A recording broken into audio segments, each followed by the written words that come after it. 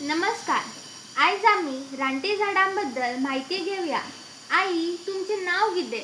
माझे नाव लक्ष्मी राघव केळुसकर. तर आई, तुमच्या हातीत ज्या झाडाची खांदी असा त्याचे नाव किती? हे आम्ही आमचाणीचे झाड म्हणता. तर आई, त्या झाडाची आम्ही पाना खातात का फळा खातात? नाही, आम्ही हे खाता, फळात खाता.